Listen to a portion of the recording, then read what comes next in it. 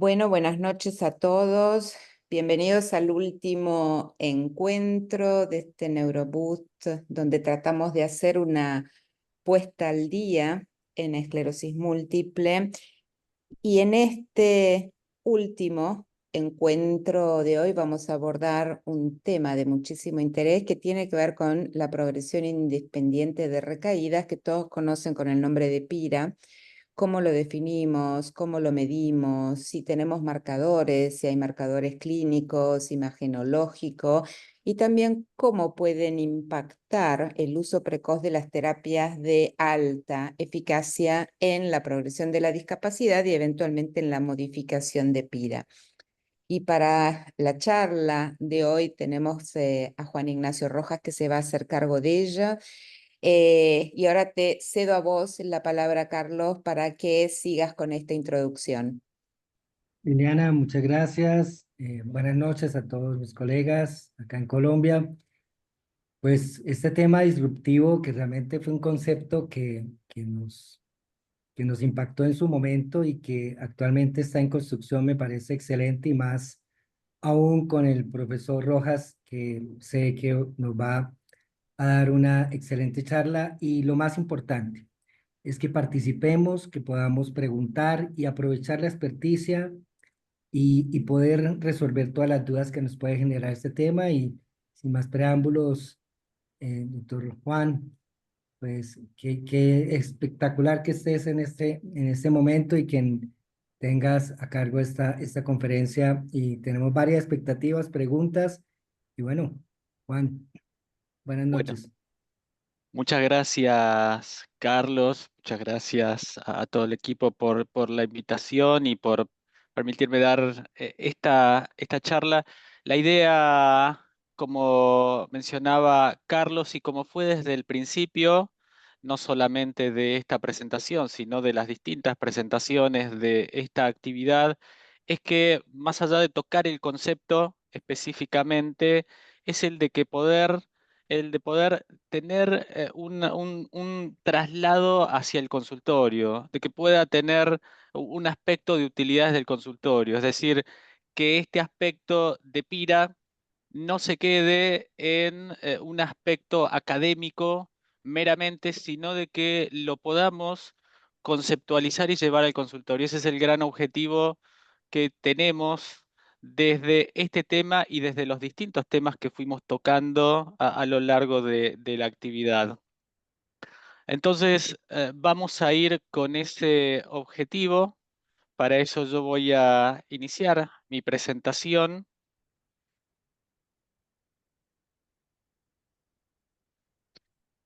La están viendo, ¿no? Sí, sí. Bien, vamos a arrancar la presentación y estos son los distintos temas por los cuales vamos a navegar el concepto de PIRA, siempre desde esta perspectiva, desde la perspectiva de poder llevarlo al consultorio, de poder quedarnos con dos o tres conceptos que sean útiles desde el consultorio, pero sobre todo desde poder cuidar al paciente y de poder ofrecerles estrategias de manejo que sean útiles. Ese por ahí es el gran objetivo. Muchas veces lo llevamos de una manera que intenta ser por ahí graciosa, es decir, está buenísimo entender cuál es el rol de la disfunción mitocondrial en la progresión de la enfermedad, pero eso cuando uno ve al paciente es difícil poder trasladarlo. Bueno, el gran objetivo es llevar dos o tres aspectos de PIRA para poder tratar al paciente y que sea útil para el paciente. Observen esta mujer. Esta es una mujer que ya tenía el diagnóstico de esclerosis múltiple. Yo la voy a llevar a enero del 2024. En ese momento tenía 34 años. El diagnóstico se lo habíamos hecho a los 31 años, a fenotipo recaídas, el diagnóstico de esclerosis múltiple. Y el diagnóstico se lo habíamos hecho por un episodio de neuritis óptica con recuperación completa. Es decir, que 3 años antes de ese enero del 2024 había tenido una neuritis óptica y por esa neuritis óptica le hicimos toda la evaluación que vimos en episodios, en encuentros previos. la clínica, la resonancia, excluimos otros diagnósticos posibles y le hicimos el diagnóstico de esclerosis múltiple. Previo a esa neuritis óptica había tenido un trastorno sensitivo en el miembro superior izquierdo y sí le había dejado una secuela sensitiva en el miembro superior izquierdo. El EDSS posterior a esa neuritis óptica era de 2, tenía una recuperación completa de esa neuritis óptica y eso era a expensas de una hiperreflexia generalizada y el trastorno sensitivo leve que le había quedado, pero que era secuelar. Después del diagnóstico, ella empezó el tratamiento con dimetilfumarato. Tenía una buena adherencia, tenía una buena tolerancia al tratamiento y hacía los controles y venía muy bien. Es decir, tenía sus controles clínicos trimestrales, cada 3 meses la veíamos, no tenía cambios en su examen físico siempre mostraba cada 3 meses ese EDSS, la hiperreflexia, el trastorno sensitivo. No te había tenido una nueva recaída, su última recaída era la neuritis óptica con la cual le habíamos hecho el diagnóstico en el 2021 a los 31 años y esta era la paciente. Esta era la última resonancia que teníamos de enero 2024. Recuerden que nosotros la estábamos viendo en ese momento, en enero del 2024, y observen en las secuencias axiales de FLAIR que tenía una carga lesional moderada, ven hiperintensidades periventriculares, tiene hiperintensidades subcorticales. Este es en el corte sagital volumétrico de FLAIR, donde tiene varias lesiones, ¿sí? Tiene lesiones en sustancia blanca, tiene lesiones yuxtacorticales, tiene lesiones intracorticales. Buena secuencia el sagital volumétrico de FLAIR para ver justamente esto, las lesiones yuxtacorticales, las lesiones intracorticales. Hoy es una de las secuencias que más utilizamos para ir a ver esto. Ninguna de las lesiones realzaba. Ella tenía esta resonancia desde que habíamos iniciado el tratamiento. No había modificado, no había incrementado la carga lesional en el T2. No tenía nuevas lesiones GADO positivo. Y esta era su resonancia de médula que mostraba esta secuela, esta lesión secuelar desde el momento del diagnóstico. En enero, en este momento que la estábamos evaluando, era un control de rutina, tenía como una extensión del EDCS, una prueba de 7.5 metros, que la hacía en 5.1 segundos. El segundo test lo hacía en 5.04. Nine-hole peg test de la mano dominante en 24.7 segundos, la prueba 2 en 24.1 segundos. En mano no dominante lo hacía un poco más lento, pero lo hacía muy bien, 27.2 segundos para la prueba 1, 25.6 segundos para la prueba 2. Y el EDSS que yo les comenté que tenía, es decir, la hiperreflexia generalizada y el trastorno sensitivo del miembro superior izquierdo. Esta era la paciente. Resumen, un diagnóstico de esclerosis múltiple a fenotipo recaídas hecho en el 2021 que se mantenía estable en tratamiento con dimetilfumarato, controles clínicos trimestrales, controles de resonancia anuales, y esta era su última resonancia. En el momento del diagnóstico, este es el laboratorio que teníamos de ella. En el momento del diagnóstico se había punzado, tenía bandas, perfil tipo 2, y este es el análisis volumétrico en donde tenía una disminución del volumen cerebral total, respecto por ahí a la media, pero venía bien. O sea, ella es una paciente que estaba estable, sin actividad clínica, sin actividad radiológica. Enero de 2024. Control trimestral, marzo de 2024. No tenía cambios. Junio de 2024. En el control trimestral, acá lo pongo simplemente para decir que venía haciendo los controles clínicos y el control radiológico. No contaba una recaída, no tenía episodios clínicos que nos hicieran pensar en eventos inflamatorios agudos, sin quejas, no se quejaba ni de estar cansada, ni de estar fatigada, nada que nos hiciera pensar en algo sintomático. Y en la evaluación, en el examen físico, tenía una prueba de 7.5 metros que era diferente a la prueba de enero. en donde estaba prolongada 6.1 segundos en el test 1, 6 segundos en el test 2, incremento del 20%. No tenía modificaciones en el Nine-Hole Peg Test de mano dominante y mano no dominante, y el EDSS seguía mostrando la hiperreflexia generalizada, el trastorno sensitivo en el miembro superior izquierdo, y tenía una muy sutil debilidad proximal en el miembro inferior izquierdo. Y esto probablemente hacía que se incrementara levemente la prueba de 7.5 metros, pero ella no lo sentía. Era un hallazgo del examen físico. Un incremento en el EDSS, un incremento en la prueba de 7.5 metros a los 6 meses de este control que tenía en enero, a los 3.5, casi 4 años de habérsele hecho el diagnóstico en una paciente que estaba en tratamiento y venía utilizando la medicación de manera apropiada. Esta es la resonancia del control por este hallazgo del examen físico, en donde simplemente traigo algunas secuencias. No tiene cambios en las secuencias convencionales. El T2, el FLAIR, no tiene cambios en esta evaluación macro, no tiene lesiones con realce y en la médula tampoco tenía nuevas lesiones. Seguíamos viendo la misma lesión que conocíamos y en las secuencias convencionales de FLAIR y de T2 seguíamos viendo las mismas lesiones que conocíamos.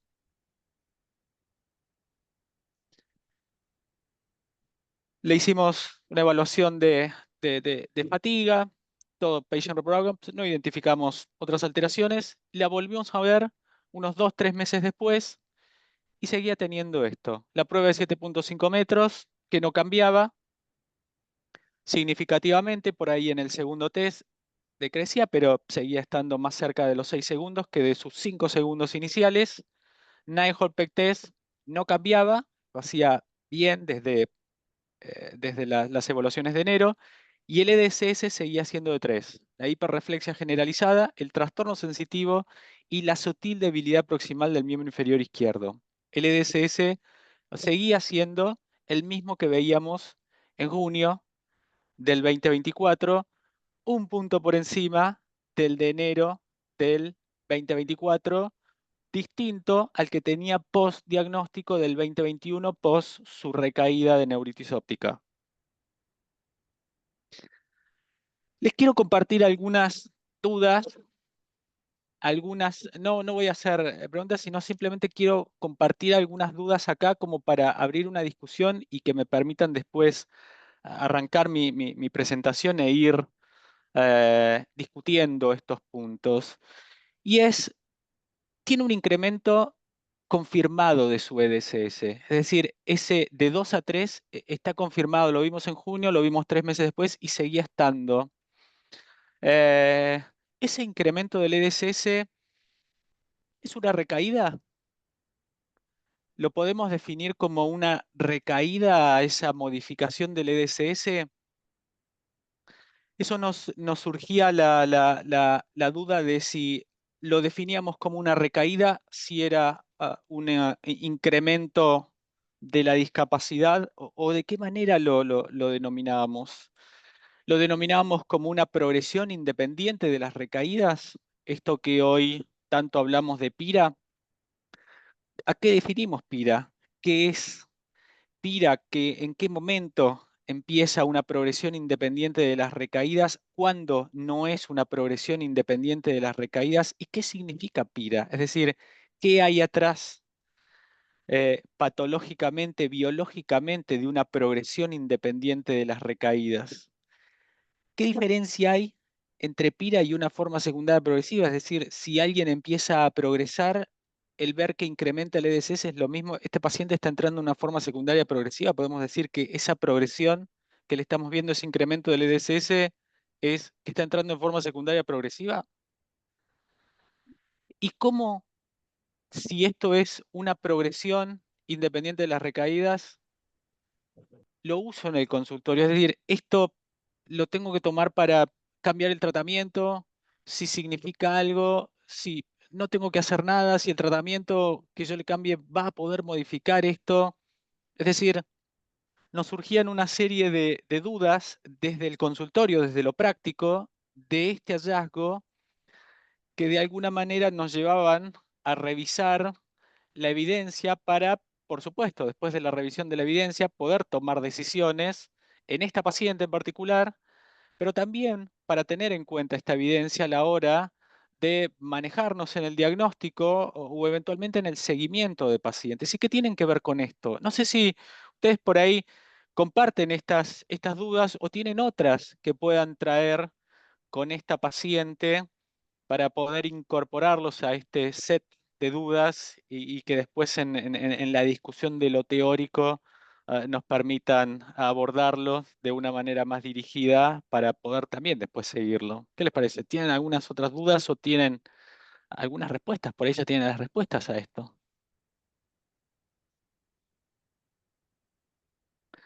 ¿Alguien quiere?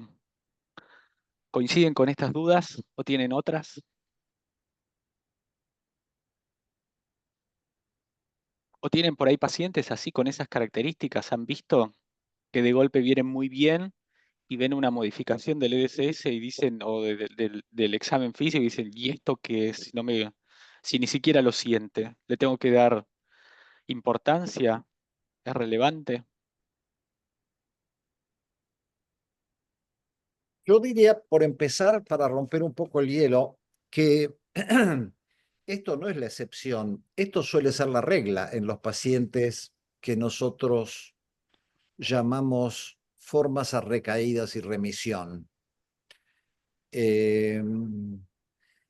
Lo que sucede es que muchas veces en estos momentos, como tu paciente, muy probablemente no los examinemos cada 3 meses, por empezar, y con los instrumentos adecuados como para darnos cuenta de que esto está pasando. Ahora, ¿qué es? Me gustaría que también lo confirme el auditorio, ¿no? Pero esto no es un caso raro. Ujú, Y Edgardo, tenemos una enfermedad que progresa. ujú. A veces las mediciones o la forma que tenemos solamente rasca una partecita de la enfermedad. A veces en el consultorio, como vos dices, no está cada 3 meses. Se puede pasar, inclusive, mire que la paciente, inclusive esos cambios sutiles, a veces ni lo presenta, son cambios que empieza a hacer de su estilo de vida, de pronto parquea un poquito más cerca, deja subir la escalera, coge el ascensor, hace en pequeños cambios, ni lo nota. Desafortunadamente cuando lo note, creo que ya ha pasado mucho tiempo. Y como vos dices, creo que es más la constante que la situación rara o exótica que podemos ver. Sí, claramente no parece haber sufrido una recaída esta paciente porque no le pone una fecha. Habitualmente los pacientes tienen muy claro que tal día notó un problema en una determinada parte de su cuerpo. Acá la paciente no nota nada y este hallazgo de esa sutil debilidad que resulta a partir del examen neurológico lo constatamos nosotros como neurólogos, no ella que no tenía ninguna queja. Entonces me parece que una de las preguntas que hizo Juan, si esto era una recaída, no sé si todos estarán de acuerdo, después lo dirán, la respuesta claramente es no. Entonces podríamos sí interpretarlo como que se ha producido una progresión de su discapacidad y que esta progresión fue independiente de las recaídas. Si tenemos que hacer algo, mi impresión es que sí, pero es mi impresión. Vamos a ver si tenemos evidencia al respecto. Que esta paciente puede estar ingresando a una forma ya secundaria progresiva de la enfermedad, en donde va a predominar más la progresión de la presencia de las recaídas. Mi impresión también es que sí, e indudablemente si esto es lo que está ocurriendo, va a ser interesante plantearnos también qué es lo subyacente que hizo que cambiara el curso de la enfermedad y que ahora predomina en teoría lo degenerativo respecto de lo inflamatorio. Y si eso es lo que se da, ¿tengo alguna herramienta para poder intentar modificar esto? Bueno, no lo sé, veremos qué nos dice la evidencia al respecto. ¿Les parece a todos los que están escuchando y demás lógico esta forma de pensar? ¿Hay algo más que agregarían que no se ha dicho? Y yo quisiera agregar algo, teniendo en cuenta la resonancia. Esta no es una enfermedad que empezó en el año 21 u 8 meses atrás. Muy probablemente esta enfermedad haya empezado muchísimo antes con lesiones silentes y el proceso degenerativo que sabemos que tiene esta enfermedad desde el comienzo haya empezado mucho tiempo antes de que se manifieste ahora esa debilidad en la pierna. Por eso yo creo que hace mucho tiempo abandonamos ese concepto de que la esclerosis múltiple era una enfermedad a brotes y remisiones y que era una enfermedad de la sustancia blanca. Ninguna de las dos cosas son ciertas. No es una enfermedad exclusiva de la sustancia blanca, ni es una enfermedad exclusivamente a brotes y remisiones, por lo menos ni siquiera en la primera fase de la enfermedad. Sí, Sí. y es interesante porque ahí introducimos el concepto de que la esclerosis múltiple es un continuum, ¿no? En donde de pronto encasillar a los pacientes en fenotipos es un error. Se trata de una esclerosis múltiple, en algunos pacientes predominan más lo inflamatorio y las recaídas, en otros pacientes eventualmente predomina más la progresión, pero en realidad es un continuum, ¿no? En donde inflamación y neurodegeneración coexisten desde el momento mismo en que nosotros podemos hacer el diagnóstico porque tuvo una manifestación clínica o incluso de mucho antes, que era lo que discutíamos en nuestro primer encuentro cuando nos encontramos con hallazgos anormales en la resonancia. Ujú. Yo quisiera agregar una cuestión, es que con todo lo que sabemos a hoy, los conceptos que tenemos de inflamación son tan, a veces, y me disculpan la palabra, primitivos, de ver algunas imágenes en resonancia con la ruptura de la barrera hematoencefálica, con las recaídas clínicas, pero ya vemos cómo la activación de la microglia, neurofilamentos, biomarcadores, que más adelante vamos a ver, eso no lo estamos percibiendo. Juan, en este caso, percibió un evento clínico, sutil, pero lo percibió. ¿Cuánta inflamación puede tener?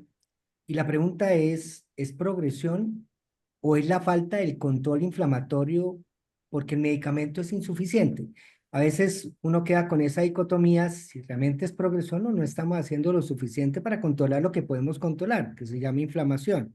Pero bueno, esa era simplemente un comentario porque creo que todas las herramientas que más adelante vamos a mencionar son bien importantes, pero en el consultorio lo que podemos hacer, hagámoslo o tratemos de hacerlo, porque al final es algo importante darse cuenta y poder tomar conductas o ser un poquito más insidioso en buscar más cositas en un paciente que sutilmente se nos está deteriorando.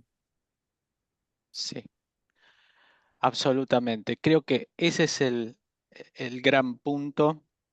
Y sobre eso voy a avanzar un poco sobre gran parte de los comentarios que se hicieron, que es, está claro que no es una recaída. La recaída hoy tiene una definición, como mencionaba Liliana, es un evento neurológico agudo que tiene, por así decirlo, una bisagra. Ella no tiene esa bisagra y estamos viendo un evento, estos eventos que hoy entendemos que son de progresión independientes de las recaídas. Para entender cómo se definen estos eventos de progresión independiente de las recaídas, vamos a tocar dos o tres conceptos de la biología, la patología, porque eso nos permite ver qué hay atrás de esta definición de progresión independiente de las recaídas. Teníamos hasta no hace mucho la idea de que la inflamación de la patología tenía dos estadios, un estadio que era inflamatorio y después venía un estadio degenerativo, que primero el paciente generaba estas inflamaciones focales rompía la barrera hematoencefálica y generaba estas inflamaciones focales que se traducían en recaídas y las lesiones que veíamos en la resonancia. Y en la medida de que no controlábamos eso, el paciente después empezaba a neurodegenerar. Y hoy entendemos que no es así, que la enfermedad desde el comienzo tiene inflamación y neurodegeneración, que si bien al comienzo el componente inflamatorio predomina, el componente neurodegenerativo está presente y que si no es controlado empieza a compartimentalizarse, es decir, a generarse una inflamación crónica dentro del sistema nervioso central, y esa compartimentalización de la inflamación empieza a llevar a que predomine el fenómeno neurodegenerativo. Pero el fenómeno neurodegenerativo está presente desde el comienzo, solo que no es tan evidente por las técnicas convencionales que tenemos de evaluación del paciente. Como mencionaba Carlos, lo rascamos un poco al paciente desde lo que tenemos hoy disponible para verlo. Para verlo desde, lo revisamos, le hacemos un EDCS, le hacemos una resonancia convencional y eso nos da algo de información, pero es muy poca la información que nos da para ver ese fenómeno degenerativo. Sí, por ahí puede ser importante para ver el fenómeno inflamatorio focal al principio, pero no nos permite ver el fenómeno degenerativo que está presente y la inflamación crónica que se está instalando. Y si no la controlamos, sigue instalándose y ya cuando la vemos es muy tarde. Pero el fenómeno de inflamación crónica y degeneración está presente desde el comienzo de la enfermedad. No hay dos estadios de inflamación y después degeneración, sino que se va dando todo desde el comienzo de la enfermedad. Y la inflamación es gran responsable de la acumulación de discapacidad del paciente, ya sea por un daño directo, por el daño que genera sobre los axones, por el daño anterógrado, por el daño retrógrado, por la activación microglial, y ya no depende de la inflamación que viene periféricamente y se instala dentro del sistema nervioso central, sino de que ya es una activación inflamatoria centralizada, compartimentalizada, la liberación de neurotransmisores tóxicos dentro del sistema nervioso central, la disfunción energética que se va dando dentro del axón y toda esa cascada que lleva a la acumulación de discapacidad progresiva que después vemos en un paciente que empieza a acumular progresión independiente de la inflamación. Ya no le vemos recaídas, no le vemos lesiones focales en la resonancia, incluso le vemos pocos de estas lesiones crónicas activas que yo después voy a mencionar y aún así sigue progresando. Es ese paciente con formas secundarias progresivas. Pero desde el comienzo, cuando vemos inflamación, podemos ver estas progresiones independientes de las recaídas si no somos agresivos desde el control, si no controlamos la inflamación, porque esta inflamación empieza a cronificarse y es responsable de generar este fenómeno degenerativo desde el inicio de la enfermedad. Hoy está claro que los principales determinantes de que un paciente con esclerosis múltiple acumule en discapacidad, como nuestra paciente, que incremente el EDSS, son dos. Para hacerlo simple, son dos. Uno es que tenga una recaída y quede secuelada de esa recaída, es el famoso RO, que es el empeoramiento asociado a la recaída, el Relapse Associated Worsening. Y el segundo componente que determina que un paciente acumule discapacidad es PIRA, que es la progresión independiente de las recaídas. Y es un evento en donde el paciente acumula discapacidad y no depende de la recaída. La recaída ya está lejos. Al menos 3 meses yo ahora la voy a definir exactamente, pero no hay una recaída en el medio. Esto, el Relapse Associated Worsening, es una inflamación focalizada. Lastimó y generó la lesión y la secuela.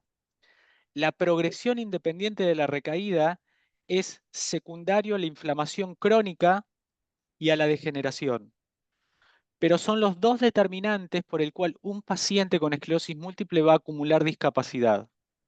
¿Cuán importantes son estos dos componentes para que un paciente acumule discapacidad? Por ahí la evidencia más clara provienen, estos son ópera 1 y ópera 2, ocrelizumab versus interferón beta 1A. Y observen esto es los pacientes que recibieron de ópera 1, ópera 2, interferón beta, ocrelizumab, y yo me voy a centrar en esto. Esta línea negra tanto en interferón como en ocrelizumab, es cuánta discapacidad acumularon. Y estas dos líneas tienen que ver con cuáles fueron los determinantes de acumular esta discapacidad. Es decir, este incremento del EDSS se debió a recaídas, a relapse associated worsening, y esto es el determinante de progresión independiente de las recaídas. O sea que la sumatoria de esto y esto da esto. En el grupo de pacientes que recibieron interferones, ocrelizumab en ópera 1 y ópera 2. El principal determinante de que un paciente incremente el EDSS es PIRA. Intuitivamente, uno tiende a pensar de que un paciente al comienzo de la enfermedad y en el seguimiento, por ahí en los primeros años, acumula discapacidad por recaídas. Y no es así. Es por la progresión independiente de las recaídas, porque la progresión independiente de las recaídas está presente desde el comienzo de la enfermedad. Y es tan o más importante en los primeros años para acumular discapacidad que las recaídas. Ni hablar en el seguimiento. En el seguimiento después de los primeros 5 años es mucho más importante que las recaídas para determinar que un paciente acumule discapacidad. O sea que PIRA, la progresión independiente de las recaídas, está presente desde el comienzo de la enfermedad y es más importante que las recaídas para acumular discapacidad. Después vamos a hablar del rol que pueden llegar a tener los tratamientos para prevenir PIRA. Pero quédense con este concepto. Un paciente con esclerosis múltiple acumula discapacidad porque o tiene recaídas o progresa independiente de las recaídas.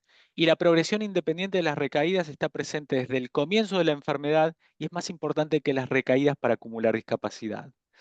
Este trabajo es central en PIRA. Es del grupo de Barcelona y lo que hizo fue evaluar cuán frecuente está presente PIRA durante el seguimiento de un paciente desde el comienzo de la enfermedad y el rol que tiene PIRA para que un paciente acumule discapacidad. Siguieron casi 1.130 pacientes a lo largo de 15 años, aproximadamente después del primer evento desmielinizante, y los separaron en pacientes que hacían los primeros 5 años, tenían un evento de PIRA los primeros 5 años desde el primer evento y después de los primeros 5 años desde el primer evento. Y lo que concluyeron es que PIRA, los eventos de progresión independiente de las recaídas, están presentes en casi el 40% de los pacientes dentro de los primeros 5 años de haberse iniciado la enfermedad clínicamente, es decir, del primer evento clínico. Esto de que uno tiende a pensar de que la progresión independiente de las recaídas va a aparecer tardíamente, no es así.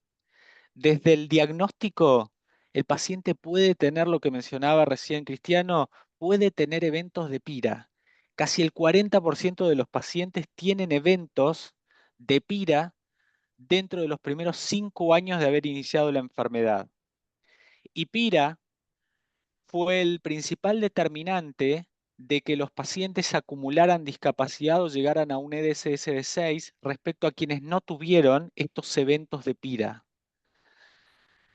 Cuando se hizo el análisis de si PIRA, esos pacientes que tenían PIRA podían llegar a tener nuevas lesiones en la resonancia, es decir, estas formas PIRAs activas que se llaman, eventos de PIRA más nuevas lesiones T2 o eventualmente con T1 dado positivo, todavía más es el riesgo de acumular discapacidad de llegar a un EDSS de 6 respecto a quienes no tienen PIRA o no tienen lesiones nuevas en el T2. O sea que a esto, recuerden siempre, queda atrás de PIRA inflamación crónica y neurodegeneración.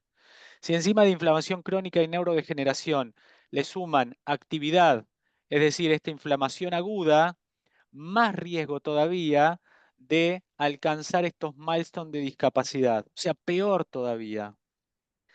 Después vamos a hablar qué hay que hacer o cuál es el mensaje desde el consultorio. No solamente entender qué hay atrás de PIRA desde la biología, cuál es el pronóstico cuando uno ve estos eventos de PIRA, sino qué medidas uno tiene que tomar, que en definitiva eso es lo más importante cuando uno se maneja o ve pacientes con esclerosis múltiple.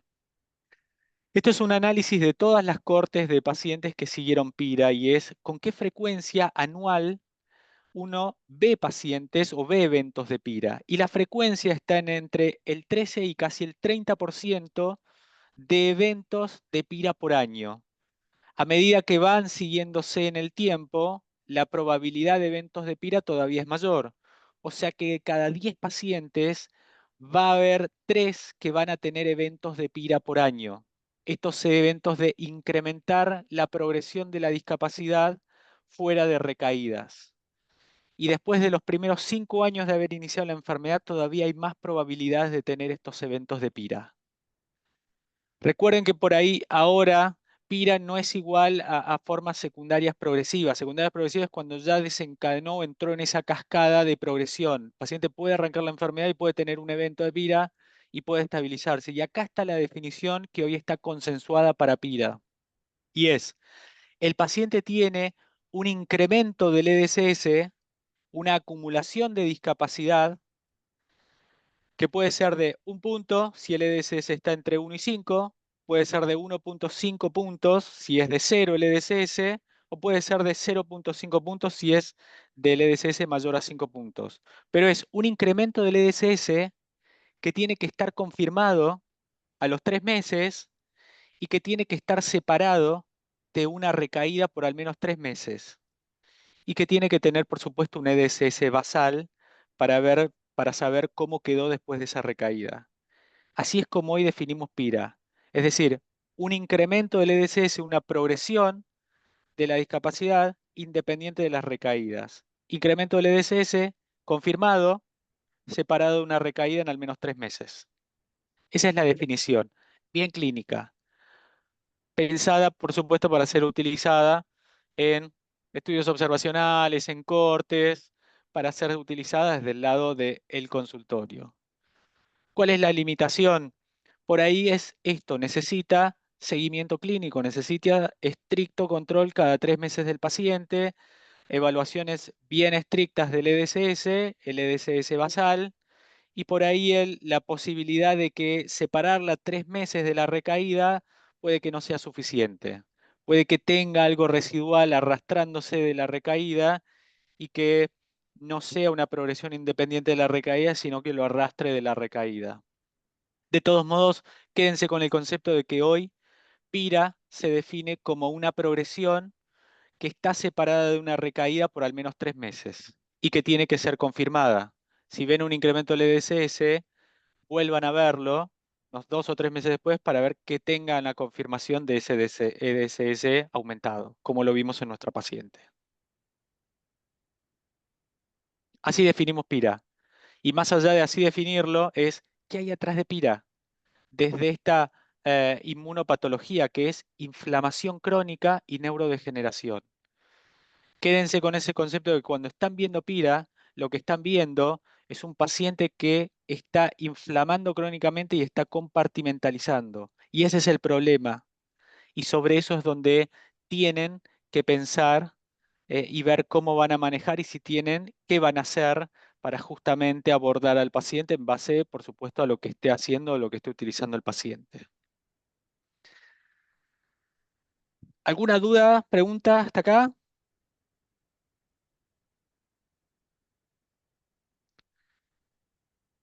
Si no me paran, si no sigo como, ¿cómo lo vamos a medir a PIRA? Que este es un punto central en algo que... Perdón, dejé de compartir. No quería dejar de compartir. ¿Cómo lo vamos a medir a PIRA? Algo que recién mencionaba Juan, Carlos. Sí, Juan, sí, Carlos, sí. hay una pregunta en el Ah, chat. sí, claro. Sí. Que Lorena nos Vamos. pregunta si con respecto a los mecanismos que contribuyen en PIRA, si estos mecanismos pueden ser influenciados por factores como edad, sexo, genética. Sí, claro.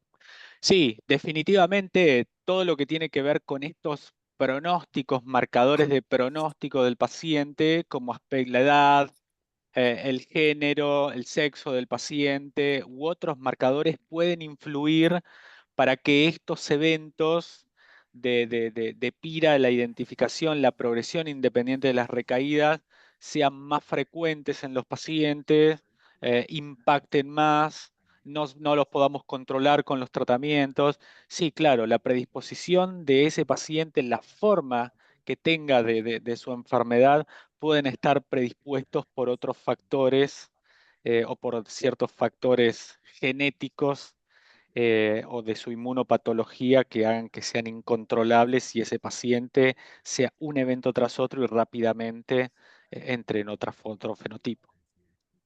Y acá hay un comentario que es muy interesante que dice que si tomamos de base solamente el cambio en el EDSS, estamos subestimando el deterioro cognitivo sutil como progresión.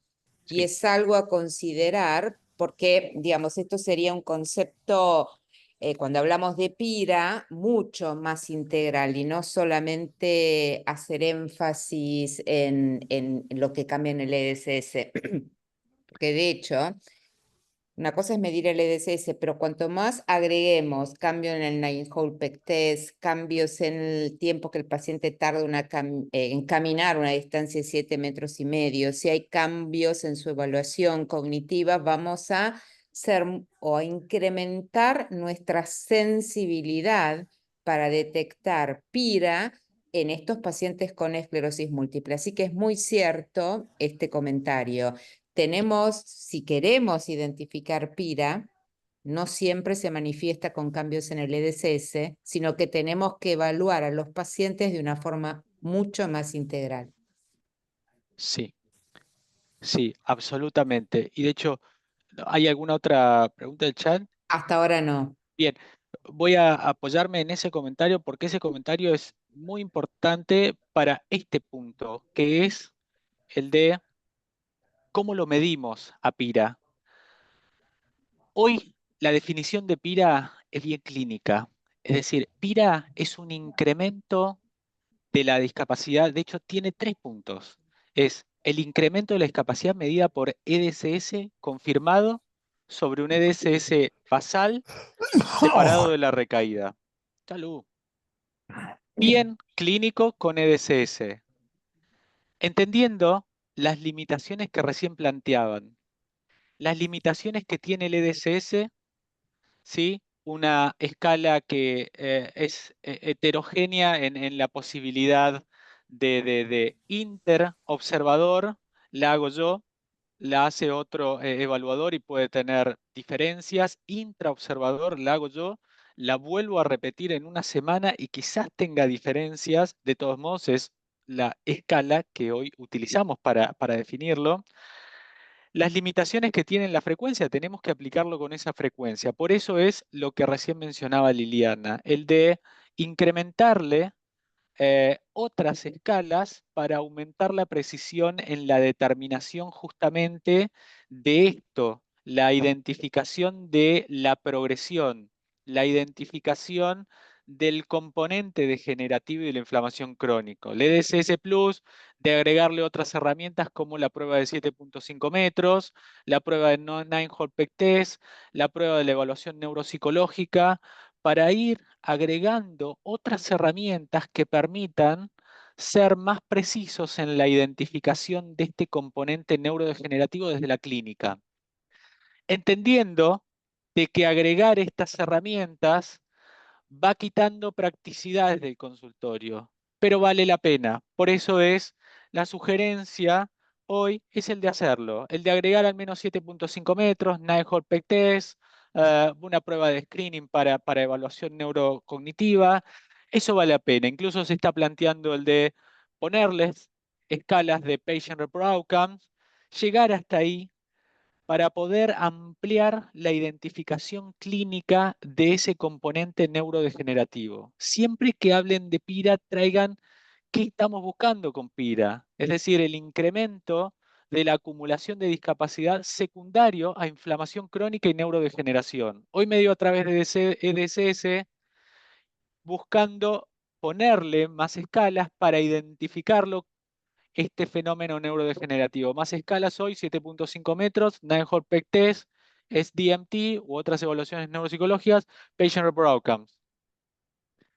Tenemos desde las imágenes otras formas de ver el fenómeno neurodegenerativo. Y por eso hay una serie de aspectos para tratar de evolucionar del concepto de PIRA hacia el concepto de PIRMA, que es la progresión independiente de las recaídas y de magnetic resonance, que es el no solamente no tener una progresión desde la clínica, sino también poder verlo y seguir el componente neurodegenerativo desde las imágenes.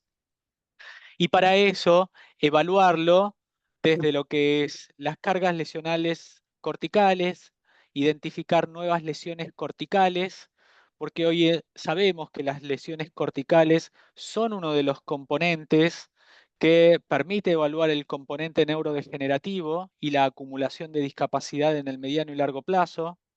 Las lesiones crónicas, ir a buscar las lesiones crónicas activas, como las Slowly Expanding Lesion, las CEL y las Paramagnetic Rim Lesion, a través de técnicas no convencionales de resonancia, como Susceptibility Weight Imaging, para ir a buscar esto, el agrandamiento, ¿sí? Los anillos paramagnéticos ya sea, o el agrandamiento de las lesiones como traducción de la activación microglial, la activación, los macrófagos que van depositando hierro, que están activos y están agrandándose progresivamente en las lesiones como signo de estas lesiones crónicas activas de inflamación crónica, y mostrando estas lesiones crónicas activas.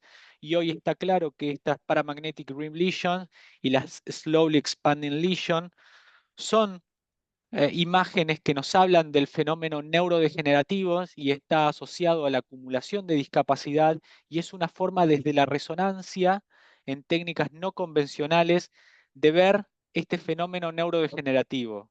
Lesiones corticales, lesiones crónicas activas a través de las cells, slowly expanding lesions y las paramagnetic rim lesions. Ir a ver la atrofia de la médula como otra forma de ver el fenómeno neurodegenerativo con mucha precisión y mucha sensibilidad.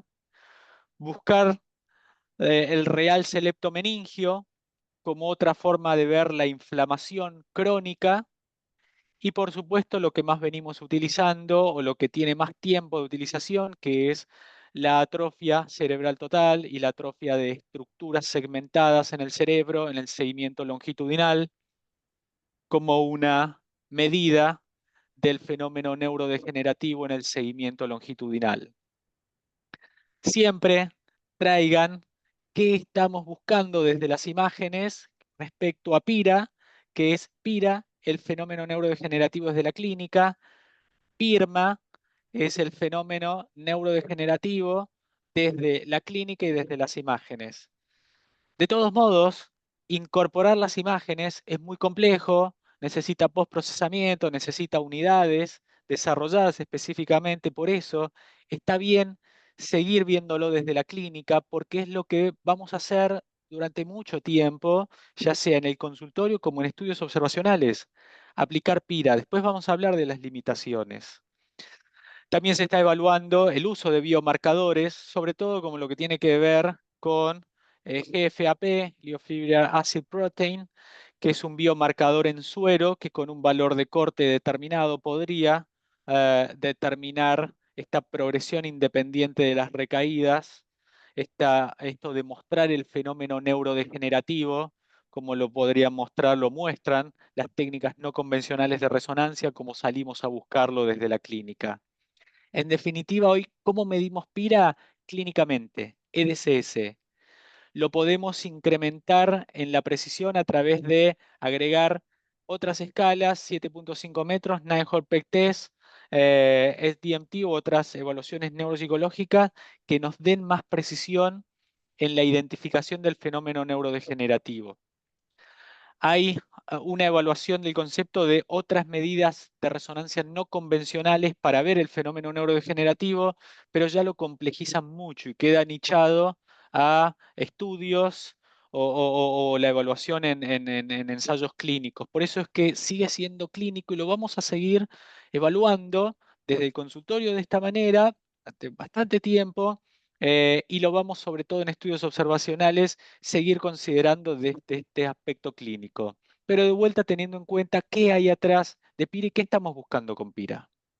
Eso por ahí es mi respuesta a lo que recién planteaban en podemos agregar la cognición, debemos agregar la cognición, debemos complementarlo con otras estrategias como 7.5 metros, Nine-Hole Test y evaluación considerando Patient Reported Outcome, pero primariamente con otras que busquen evaluar el componente motor más allá de lo que hoy hace EDCS.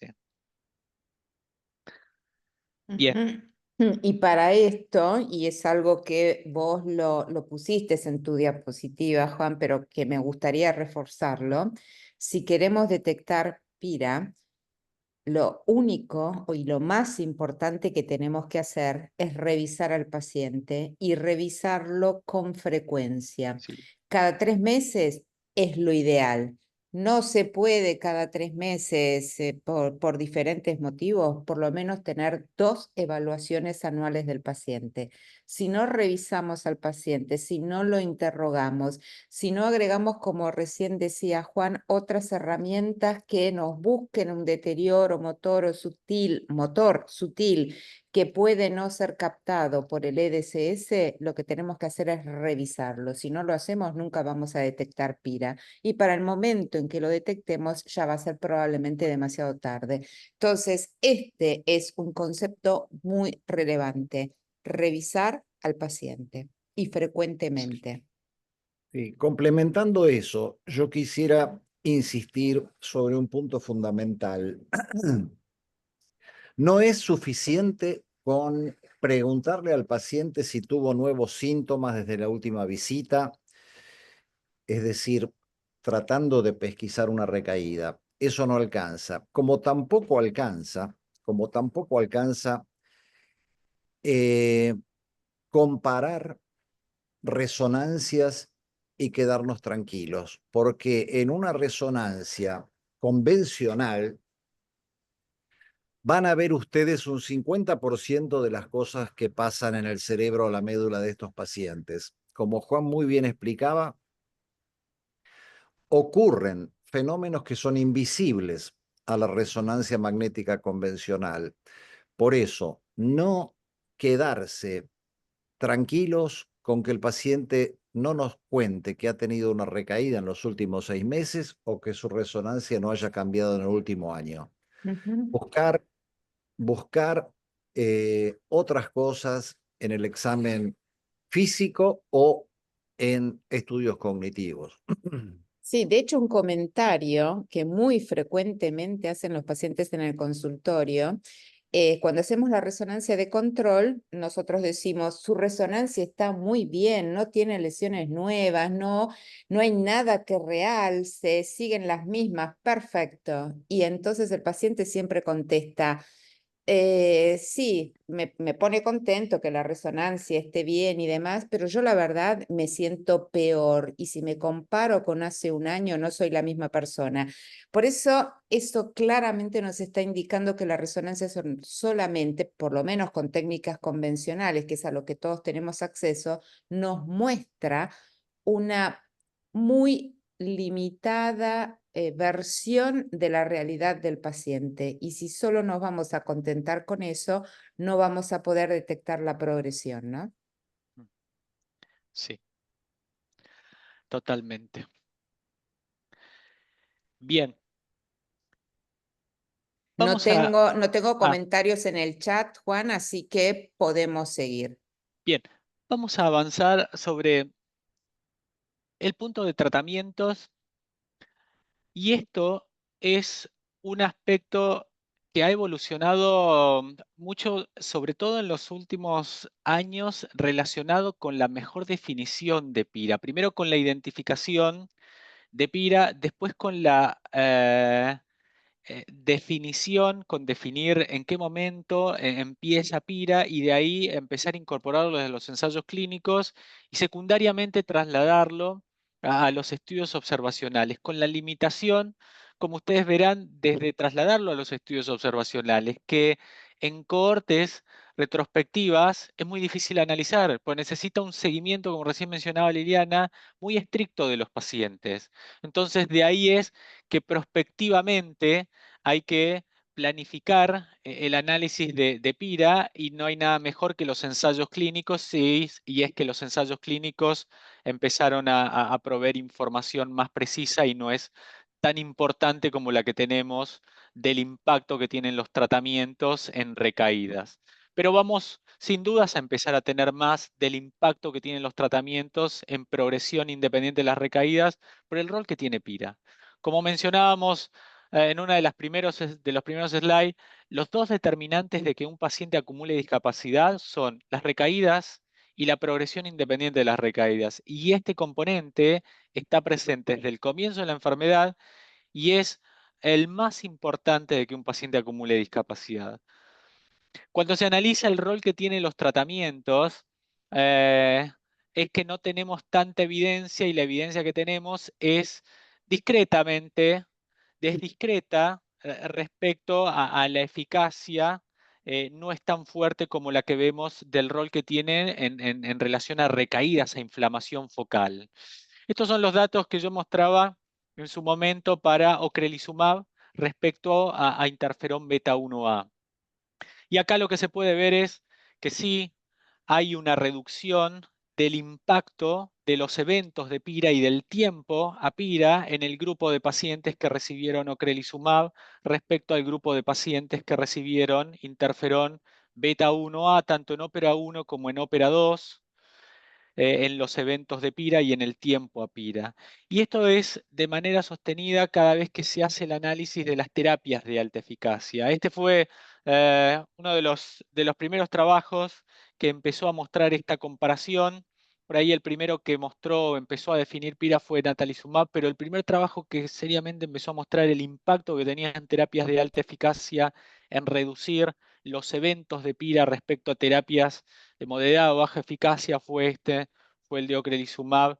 Y de vuelta, si bien el impacto más fuerte se dan sobre las inflamaciones focales, sobre las recaídas, también hay un impacto en reducir los eventos de PIRA respecto a terapias de menor eficacia.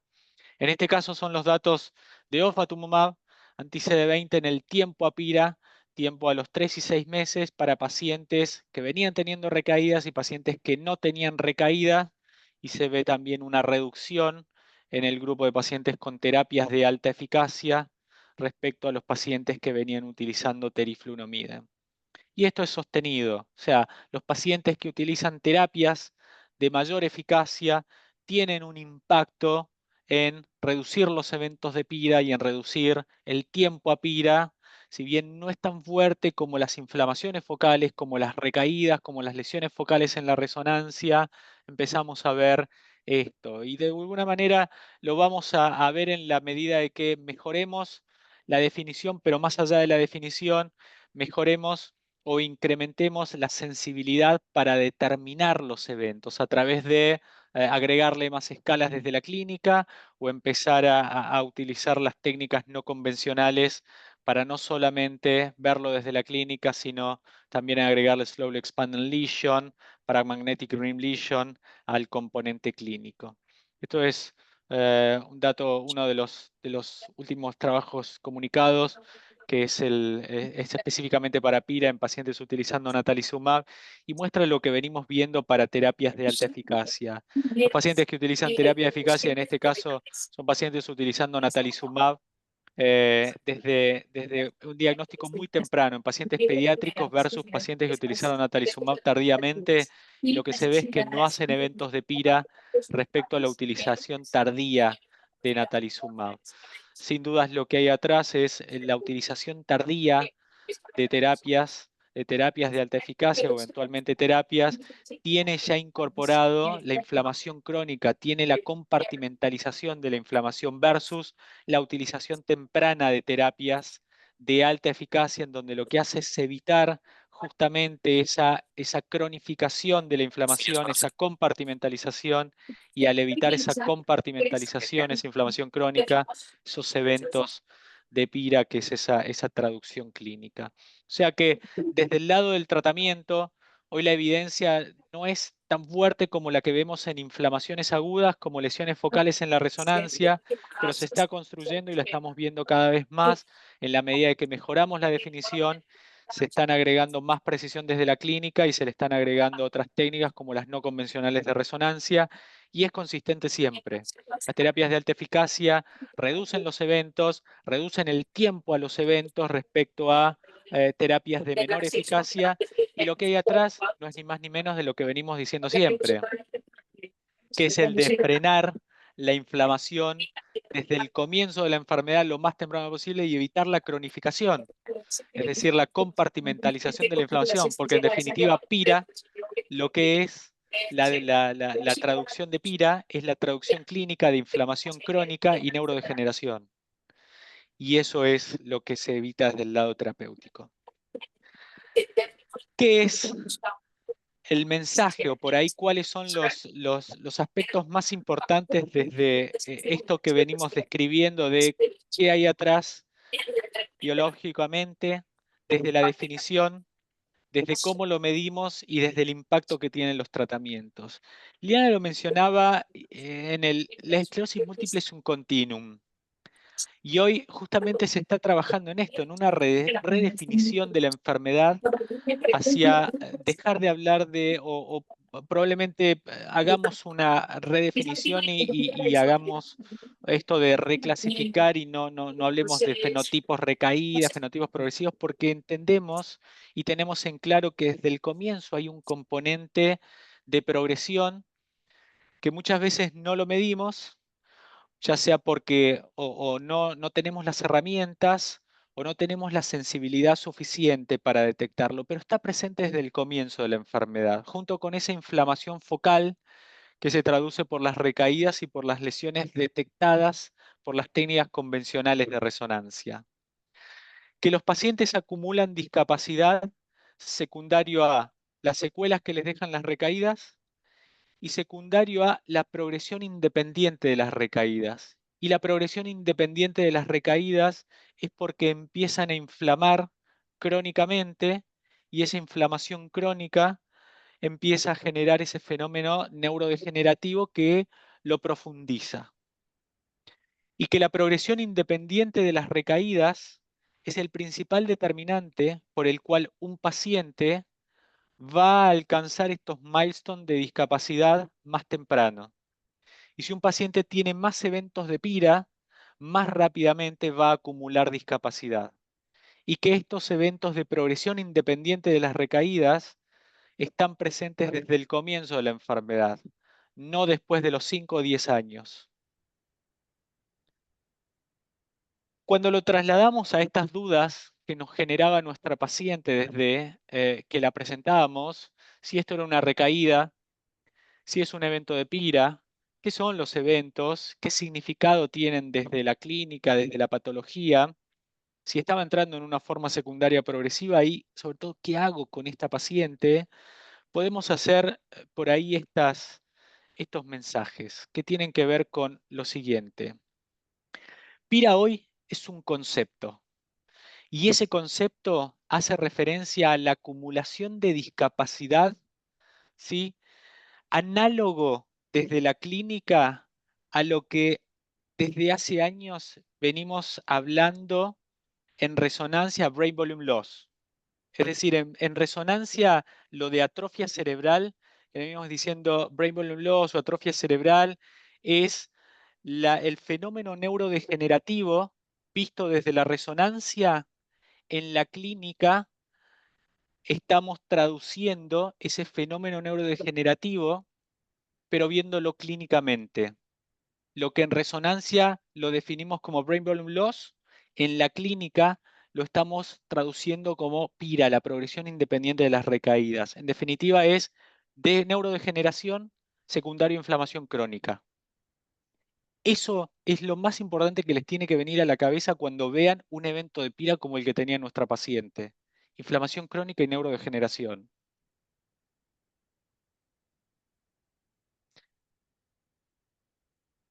Estos eventos de PIRA aparecen temprano,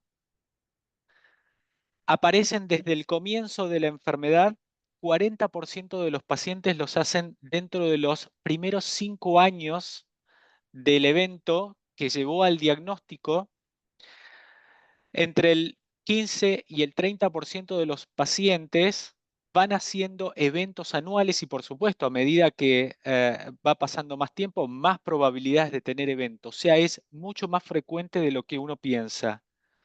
El tema es que uno muchas veces no lo identifica o porque no revisa al paciente o porque lo revisa con poca sensibilidad.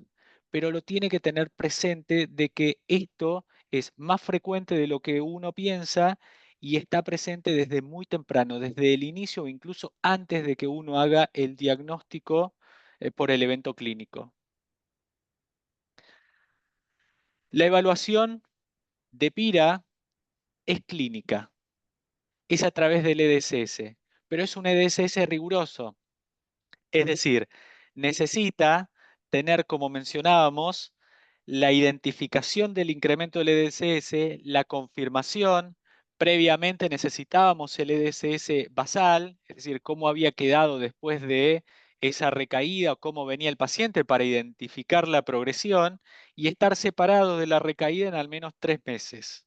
Con las limitaciones que pueda tener, si tiene muy pegada una resonancia de los 3 meses o si hace una recaída después un mes después, pero hoy es la definición aceptada, ¿sí? Incremento del EDSS confirmado a los 3 meses y que tenga previamente un EDSS y que esté separado en al menos 3 meses de una recaída. Y que le vamos a ir agregando otras escalas clínicas para incrementar la precisión.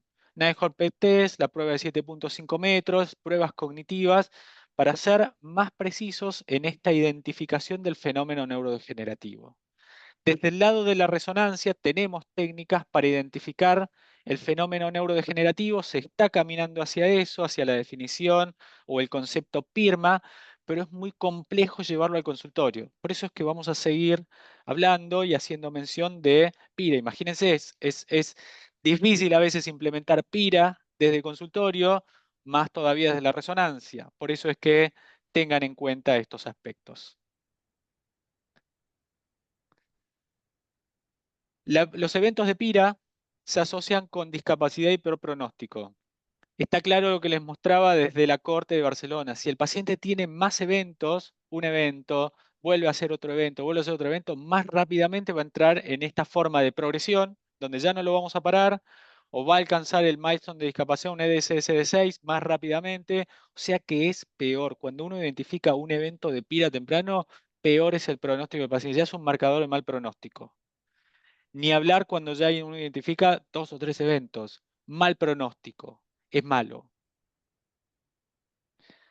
Los tratamientos de alta eficacia, en la medida de que los empezamos a analizar y vimos el impacto que tenían sobre los eventos de PIRA, vienen mostrando de manera consistente que reducen los eventos, que reducen el tiempo a los eventos y es mucho mejor que las terapias de moderada o baja eficacia, definitivamente. Y sin dudas lo que hay atrás es lo que venimos mencionando también para los otros outcomes, los outcomes de recaídas, los outcomes de lesiones focales en la resonancia, y es evitar la inflamación crónica, la cronificación de la inflamación, la compartimentalización. En la medida que mejor definamos PIRA, mejor lo midamos, todavía más consistentes van a ser los resultados y mayor va a ser la evidencia para esto. Por ahí esto es lo más importante a la hora de tomar decisiones desde el consultorio, que es esto, cómo lo traslado, si veo PIRA, si pienso en PIRA, estoy haciendo un diagnóstico, es que les ayude a tomar decisiones, entender que PIRA está presente y habla de la agresividad de la enfermedad. Carlos bien lo mencionaba al comienzo de la enfermedad progresa, tiene altas chances de estar progresando desde que la estamos viendo al comienzo, desde los primeros eventos, y nos parece que el paciente está muy bien. Y es una enfermedad traicionera en el sentido de que muchas veces no estamos midiendo de la manera que la tenemos que medir. Y están incorporados estos fenómenos que ya están dañando al paciente y cuando son evidentes ya no hay vuelta atrás.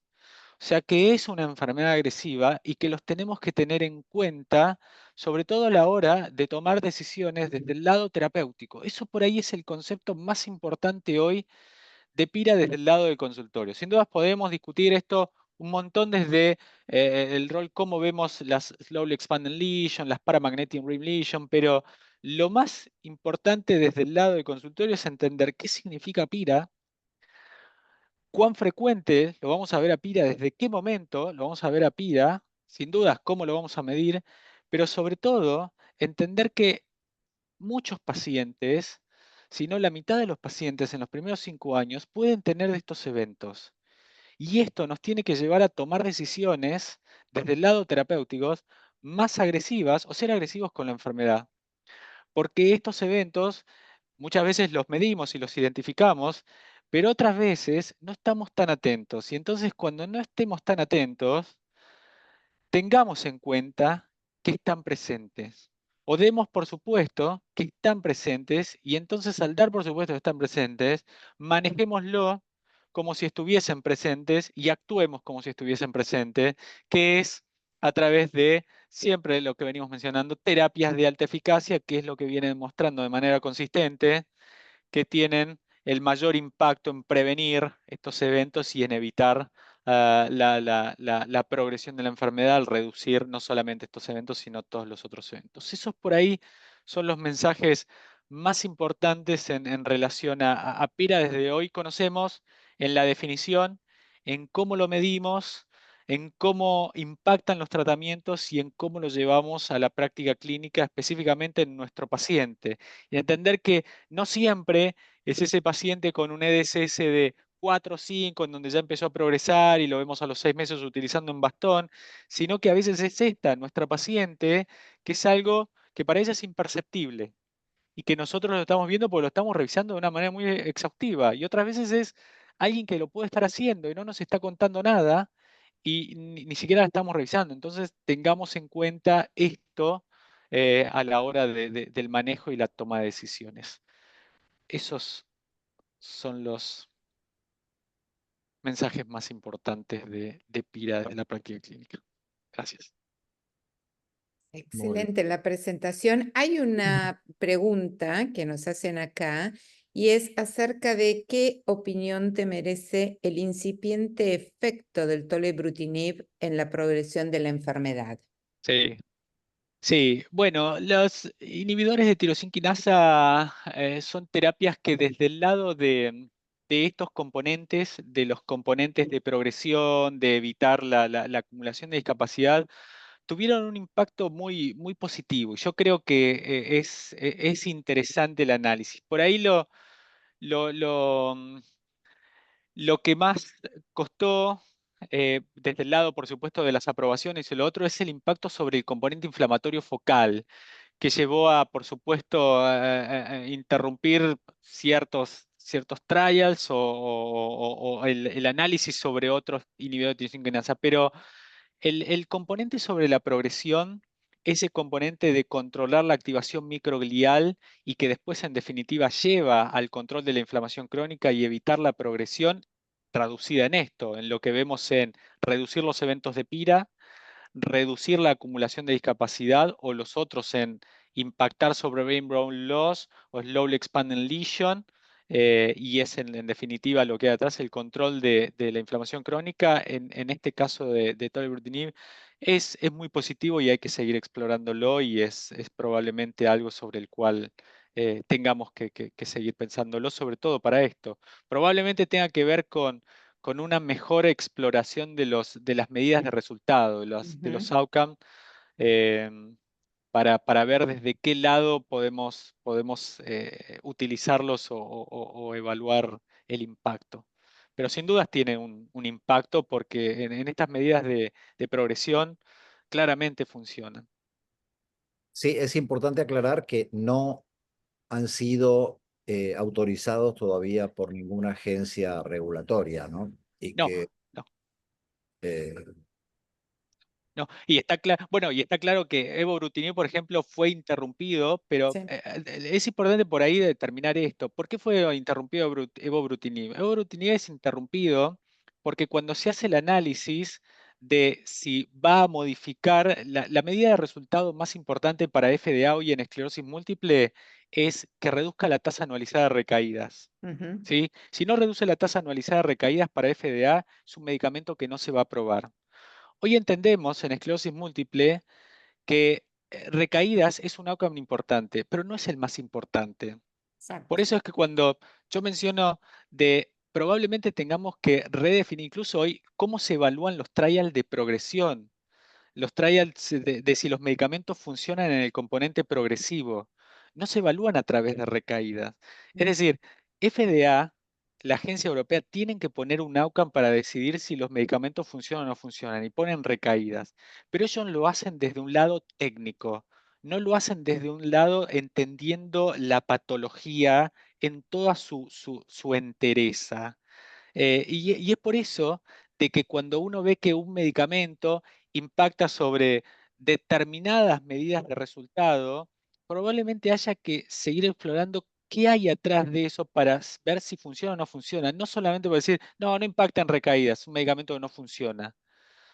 Habrá que seguir evaluando qué es lo que hay atrás para ver por qué impacta en estas medidas de progresión y quizás no en recaídas antes de decir, no, no funciona. Porque sin Ujú. dudas, FDA tiene que tomar una decisión de decir, bueno, no funciona en recaídas. Pero ¿por qué está funcionando en impactar en slowly expanding lesion, en brain volume loss, en otras medidas de progresión? Exacto. Exacto. Ay, y los números de ese estudio, Juan, es lo que tú dices, el primary endpoint era la tasa anualizada y obviamente no lo logró, pero era muy difícil en esos pacientes que son de Claro. secundaria progresiva sin actividad. Ujú. Tenía que tener un número brutal. Sí, sí, Y el Exacto. secondary endpoint sí lo logran, claro. con números interesantes. Y aún así vamos a ver que las entidades regulatorias van a tener mucho Ujú. que ver ahí con esa circunstancia. Sí, sí. Una pregunta también de Carlos nos hace Juanes.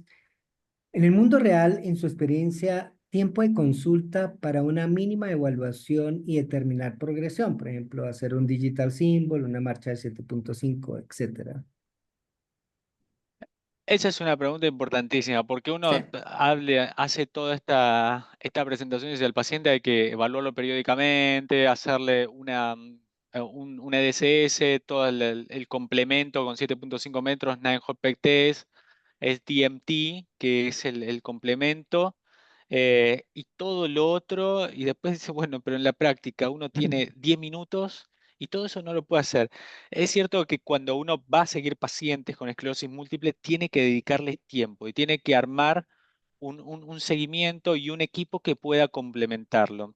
Yo te digo, desde nuestra práctica, nosotros al paciente lo vemos y evaluamos si tuvo recaídas, cómo está, cómo es el tema de patient program, y después tiene una evaluación específica con un equipo, o sea, con una especie de raters, en donde se le hacen estas evaluaciones de Nighthold Peg Test, de DCS, de DMT, con BCAMS. O sea que te diría que se escinde la evaluación justamente para que puedas llegar a tener esta evaluación. Pues si vos tenés que estar haciendo todo, quizás ahí se te complejice y puedas empezar a perder esta sensibilidad en la prueba en donde tengas que estar haciéndole todo en el mismo momento.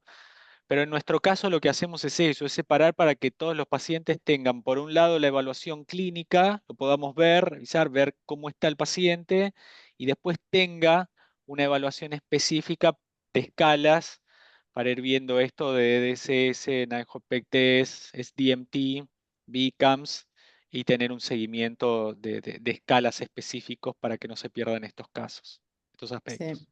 De hecho, si no se puede escindir la consulta porque de pronto están ustedes solos, no todos pueden trabajar junto con un equipo y vos te dedicás a hacer el examen neurológico y EDSS y después tenés tu rater que le completa con el resto de las evaluaciones. Todo lo que sean cuestionarios y demás se les da al paciente y mientras está en la sala de espera completa por lo menos todo lo que tiene que ver con los patient-related outcomes o con escalas de fatiga, de calidad de vida. Eso lo completa él en la sala de espera, no te quita tiempo. Si todo lo van a tener que hacer ustedes, nine hole, medir la marcha a 7.5 metros y hacer por lo menos un dígito símbolo, que lo podemos hacer perfectamente los neurólogos porque BCAMS es más complejo y lleva más tiempo. Tienen que calcular una consulta de no menos de 30 minutos. Lo ideal son 45. Con lo cual, si se van a dedicar a pacientes con esclerosis múltiple, si están solos, el tiempo de la consulta sí va a ser extendido. No los 20 minutos que hay habitualmente en los hospitales, las turneras, o en algunos casos los 10 minutos. Ahí es imposible analizar un paciente con esclerosis múltiple y mucho menos poder detectar la presencia de PIRA. Juan,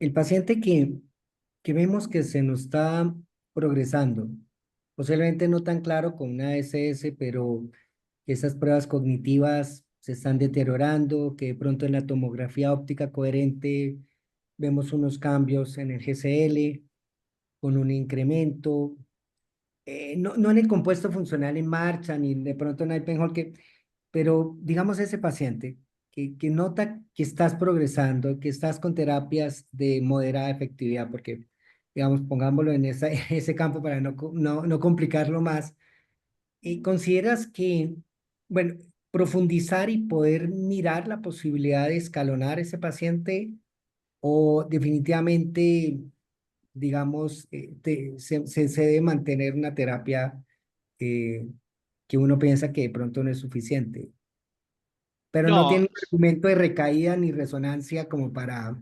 decir lo cambio. Sí, yo creo que hay dos puntos hoy que hay que considerar. Uno por ahí es el argumento de cambio. Definitivamente hay que revisarlo. El argumento de cambio de una terapia lo estamos basando en, sin dudas está bien tener en cuenta recaídas y lesiones focales en la resonancia, pero hoy de vuelta entendemos que la enfermedad es mucho más que recaídas y lesiones focales en la resonancia, y entonces eso lo tenemos que revisar, porque hoy tenemos un paciente como nuestra paciente que de golpe no hace una recaída, pero hace una progresión, y si querés, ahora vamos a discutir si la cambiaríamos o no la cambiaríamos en este momento, pero la volvemos a ver en, no sé, en 6 meses y vuelve a ser un nuevo evento de PIRA y no hace recaídas y nuevas lesiones focales en la resonancia, pero ¿la cambiaríamos o no la cambiaríamos? Definitivamente está haciendo eventos. Lo que no estamos teniendo por ahí es la sensibilidad para poder aplicar técnicas como, no sé, anillos paramagnéticos o identificar a Slow Expanding Lesion, pero probablemente si tuviésemos esas herramientas, le estaríamos viendo que no está inactiva. Es decir, está inactiva para recaídas y para lesiones focales convencionales en la resonancia, pero definitivamente no está inactiva esa paciente. Si le aplicásemos, no sé, un PET con los biomarcadores para ver activación microglial, esa paciente no va a estar inactiva. O sea, está inactiva para lo que es convencionalmente los marcadores de cambio de terapia. Pero eso hay que revisarlo hoy, cómo cambiamos una terapia. La tenemos que cambiar en base a lo que hoy entendemos que es la patología. Y la patología es mucho más que recaídas y las lesiones convencionales en resonancia. O sea que eso hay que revisarlo y hay que ver en cada paciente con lo que hoy entendemos de la patología. Y el segundo punto es en esta paciente. ¿La cambiaríamos o no la cambiaremos? Definitivamente, hoy esta es una paciente que con el tiempo de evolución por ahí que tiene, con esa carga lesional en la resonancia, ya identificar un evento de PIRA, es una paciente que está quedándose corta y lo que nos está mostrando PIRA es una paciente que tiene una inflamación crónica que se está traduciendo clínicamente. Ya esa traducción clínica que tiene de esa inflamación crónica nos está diciendo de que lo que está recibiendo se está quedando corto y yo tengo que ser agresivo. Es decir, haber sido probablemente más agresivo con ella al comienzo de su enfermedad, con esa resonancia, con esa carga lesional que tenía. Probablemente debía haber aplicado técnicas más exhaustivas para ver cuál era la extensión de su enfermedad, pero hice lo que pude o lo que tenía a mano en ese momento y arranqué con esas terapias. Pero en este momento, la enfermedad me está diciendo, mirá que yo estoy siendo evidente, el fenómeno neurodegenerativo me está siendo evidente. Ya cuando el fenómeno neurodegenerativo está siendo evidente desde la clínica, es una bandera roja. Y si tengo a mano herramientas para utilizar desde el lado terapéutico, sin dudas hay que utilizarlas. No me puedo dormir. No puedo decir, bueno, no, lo voy a esperar. Es un evento de progresión de neurodegeneración que me estás marcando una bandera, me estás diciendo, mirá que acá estoy yo presente y te lo estoy marcando con esta resonancia, con este tiempo de evolución. Ya lo que está haciendo ella para hacerlo, para frenarlo o para hacer plástica ya no está siendo suficiente y ya se está manifestando clínicamente. Definitivamente no puedo ser negligente con la paciente y mirar para otro lado, Ujú. porque lo va a volver a hacer y cuando lo vuelva a hacer ya habré perdido 6, 7 meses, 12 meses de inflamación crónica activa. O probablemente pierda 12 meses no solamente de inflamación crónica activa de neurodegeneración, sino que venga con inflamación crónica más una recaída más nuevas lesiones focales. Perdí tiempo. No perdería nada de tiempo con esta paciente, desde el lado terapéutico. Sí, sí. Claro. Sí, la otra cosa que yo creo que estamos también empezando a cambiar de opinión y que va muy de la mano de todo lo que hablamos, es el asunto de los factores de buen pronóstico o de mal pronóstico al inicio de la enfermedad. Esta es una enfermedad que en el 90% de los casos tiene mal pronóstico, porque los pacientes van a terminar mal si no hacemos algo y sobre todo si no hacemos algo a tiempo.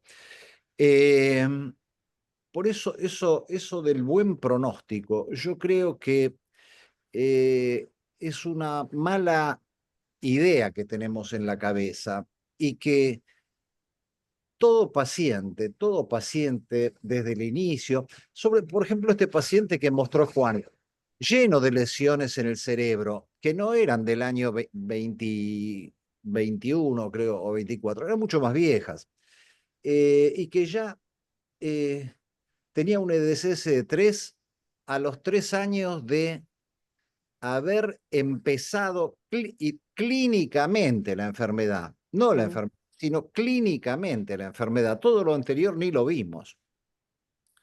Por eso es evidente que la tendencia actual a usar medicamentos de alta efectividad del inicio, inclusive en pacientes con factores, entre comillas, benignos, no es una mala idea.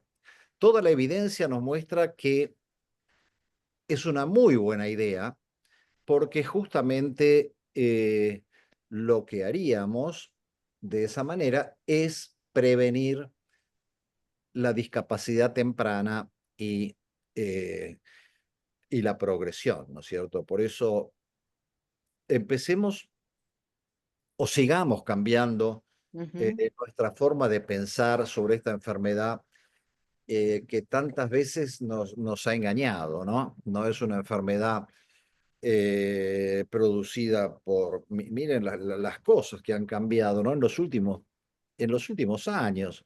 No es una enfermedad mediada por linfocitos T, es una enfermedad mediada por linfocitos B. La, la, la sustancia gris se afecta tanto como la blanca. Las recaídas tienen mucho menos peso específico de lo que creíamos. Todo eso creo que debe hacernos replantear muchísimas cosas y si los medicamentos que tenemos tienen un buen perfil de seguridad, yo creo que es el momento al inicio o al mal llamado inicio de la enfermedad que debemos usarlo, ¿no? Sí, de hecho, hace unos años atrás siempre planteábamos la pregunta, ¿no? ¿Deberíamos iniciar en todos los pacientes el tratamiento con terapias de alta eficacia? Y uno decía, bueno, sí, pero deberíamos tener en cuenta perfil de seguridad de los fármacos. Hoy en día, todos estos tratamientos tienen años de seguimiento. Sabemos muy bien cómo organizar los planes de mitigación de los riesgos para mejorar la seguridad, con lo cual me da la impresión que si hoy nos planteamos de nuevo esa pregunta, ¿deberíamos empezar en todos los pacientes con terapias de alta eficacia? Yo creo que la respuesta es sí, y no creo que una limitante sea el tema seguridad, porque a esta altura sabemos manejarlo muy bien. Y probablemente, no digo que en todos, pero en muchos de los pacientes puede tener también un impacto en esta progresión independiente de recaídas, ¿no? Con lo cual es algo que debemos de plantearnos y no perder tiempo. Sí, Tenemos la fortuna, o el paciente tiene la fortuna que le diagnostiquemos temprana la enfermedad, sí, y a veces no tomamos la mejor decisión. Sí, Tengo pura terapia antiinflamatoria, realmente exacto. cuando hablamos que no se compartimentalice, que sí, actuemos temprano, pero cuando tenemos la oportunidad, no sé, de alguna forma Mm. Sí, sí, no lo pensamos, usamos. se ve bien y pronto tómate esto y pronto escalamos. Creo que sí. ese pensamiento, como dice, con todo lo que se ha dicho y con lo que comentó ahorita Liliana, tenemos medicamentos que ya sabemos hacer una minimización de riesgo. Tenemos ya 10 15 años de conocimiento del medicamento. Yo creo que tenemos que tomar una conducta más, como, Ujú. como la charla pasada, terapias de alta efectividad de muy temprano para los pacientes. Sí, totalmente. Tenemos que cambiar nuestra forma de pensar, ¿no? Y la verdad, esto de ser cada vez más agresivos en tratarlos, creo que va a ser la mejor estrategia. Por lo menos con los tratamientos que tenemos. Después tal vez hay opciones de combinar algunos fármacos y de pronto la mezcla entre buenos antiinflamatorios con aquellos que pueden impactar como un tolebrutinib, por ejemplo, en progresión de discapacidad, pero bueno, eso todavía es para mucho más adelante. Hoy en día creo que la agresividad al inicio del tratamiento es clave para prevenir discapacidad a futuro. De eso estoy convencida. Sí. Ok, bueno, me parece entonces que terminamos con estas primeras 4 sesiones. Quería agradecerles a todos ustedes que nos acompañaron en todos estos jueves. Quería agradecerle a nuestro sponsor por habernos ayudado a generar este espacio. Quería agradecerte a vos, Guillermo, por estar atrás de todo lo que tiene que ver con lo técnico.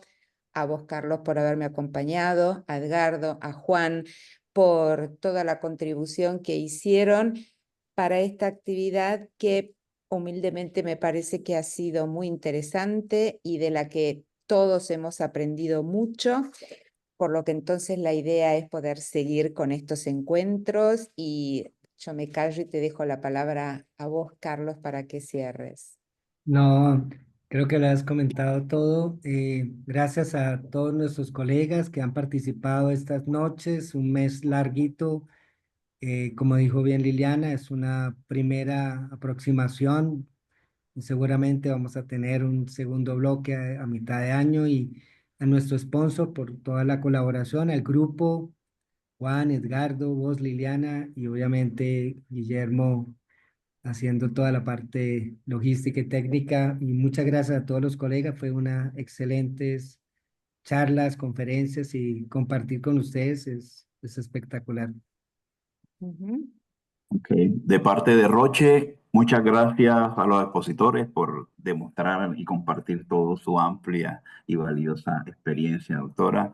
Y a los doctores de Colombia, neurólogos y neurólogas, queremos agradecerles sinceramente por su asistencia y participación en el Neurovoz de Ujú. esclerosis múltiple. Su interés y compromiso y aporte fueron claves para enriquecer esta jornada de aprendizaje e intercambio de experiencias. Esperamos que la información compartida haya sido valiosa y que este espacio le haya brindado herramientas útiles para seguir avanzando en el conocimiento y manejo de la enfermedad. Seguimos a su disposición desde Roche para cualquier consulta y esperamos contar con ustedes en futuras actividades, como dijo el doctor Nava. Y gracias por ser parte de esta experiencia Neurovoz con el SEMBA. Gracias. Muchas Me gracias a uno, todos. me uno a las Gusto, un palabras placer. de Un Gus. abrazo. Muchísimas gracias. No sé cuál de las 4 sesiones estuvo mejor. Muy Ah, interesantes lo bueno, que fue. Muchas gracias por traer casos clínicos. Eso cambia totalmente el panorama. Y recordarles que sí, muy probablemente les vaya a llegar un correíto con la calificación del evento para que nos ayuden con eso. Correcto. claro. Muchísimas gracias. Gracias. Buenas noches. Muchas Gracias a Un todos. Muy abrazo. buenas noches. Un gusto, un Un abrazo. placer. Chao, muy un bien. abrazo. Bye bye.